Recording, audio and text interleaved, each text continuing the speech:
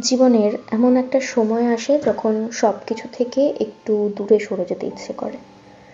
কাউকে বোঝানোর কোনো তাড়া থাকে না, কাউকে নিজের ভালো লাগা প্রমাণ করার ইচ্ছেও থাকে না। মনে হয় যে বুঝবে সে নিজেই বুঝে নেবে।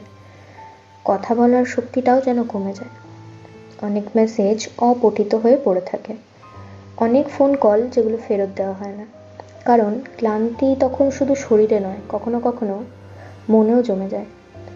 আগের মতো আর কাউকে ধরে রাখতে ইচ্ছে করে না। যে থাকতে চায় সে থাকুক, যে চলে যেতে চায় তার পথ আটকাতে ইচ্ছে করে না।